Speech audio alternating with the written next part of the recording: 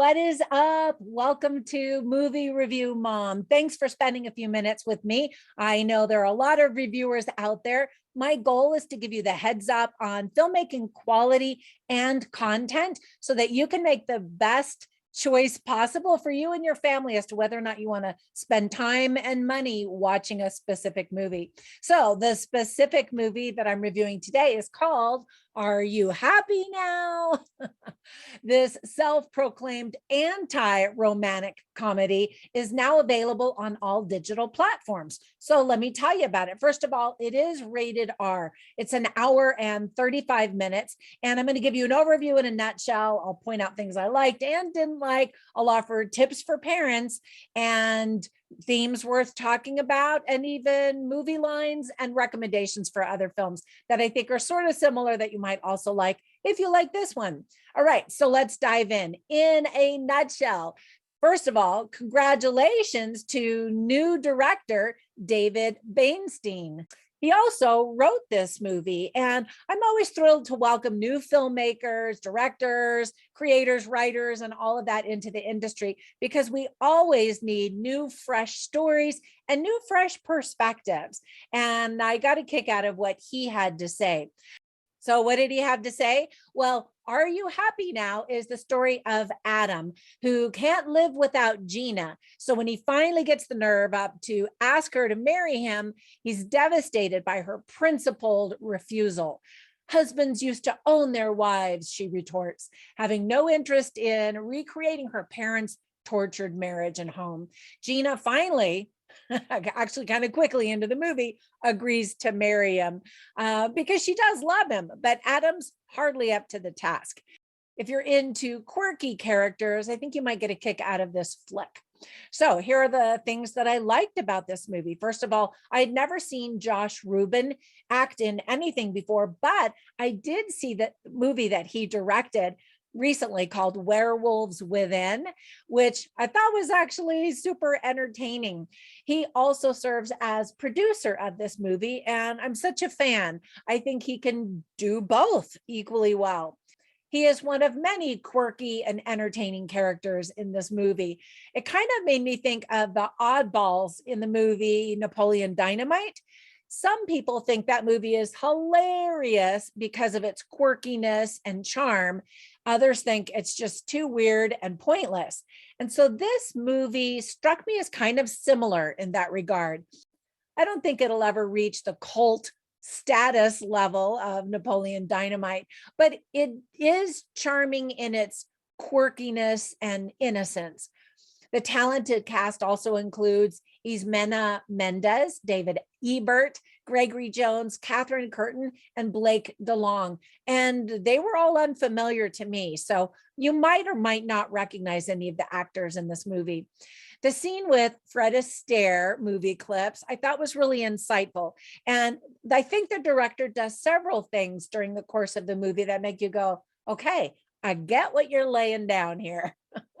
There's also a chicken metaphor that I thought was pretty clever as it related to the two chicken personalities of the two main guys in the movie. I like how the individual stories and characters intersected throughout the film.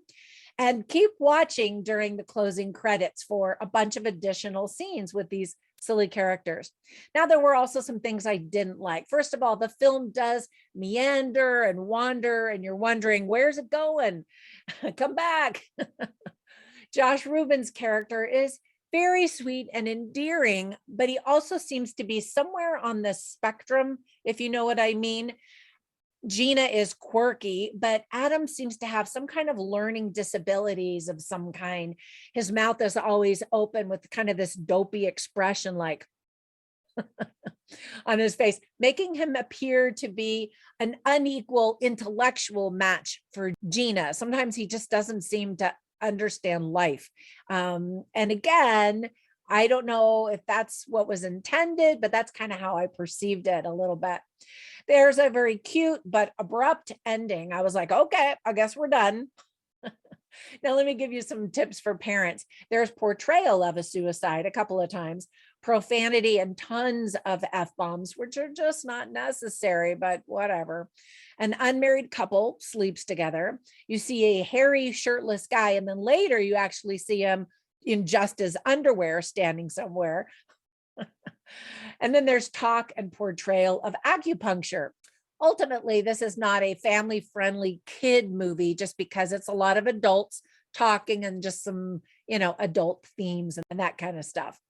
Speaking of themes, some of the themes illustrated well in the movie are marriage, love, relationships, brothers, fear, which is a really big theme, friendship, and accepting people for who they are and just loving them. So I always write down funny lines and interesting lines so that you can kind of get a feel for the movie. And I include all of them on my written review at moviereviewmom.com. So you can run over there and check those out. But I'll share a couple of them with you right now. So there's this one scene, and our protagonist, our main guy, is working in a restaurant and he's having this meltdown. And he's standing at this table waiting on these people. And this one guy, the customer, says to him, "If it's okay with you, bro, it's okay to feel humiliated, but we're ready to order though."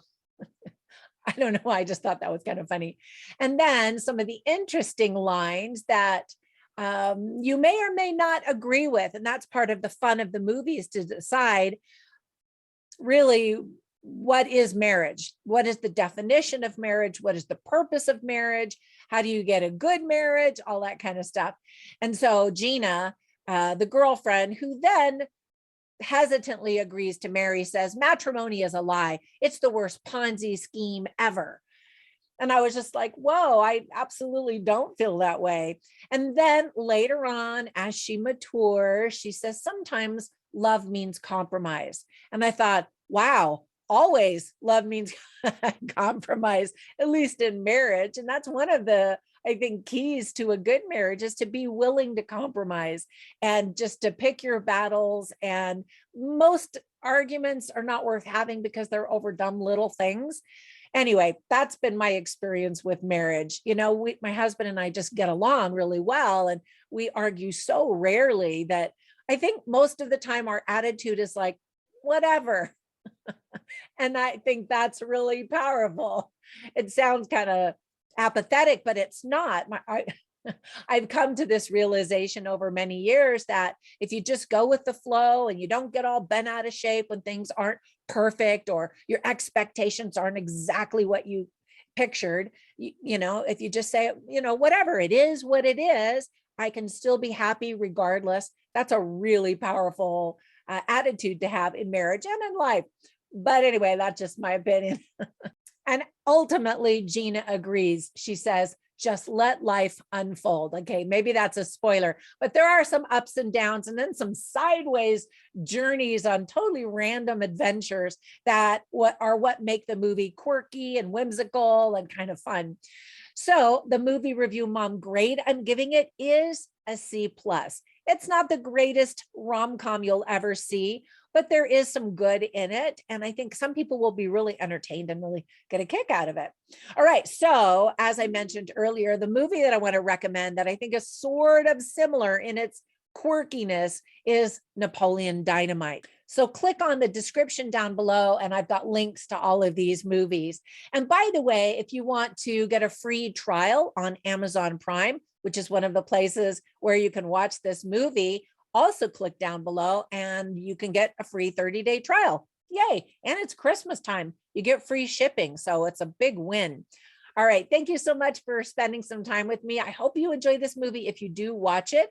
And thank you for always commenting down below. I love to hear what you guys have to say about these movies and what the next movie is that you're looking forward to seeing. All right. I will catch you in the next one. And until then, bye for now.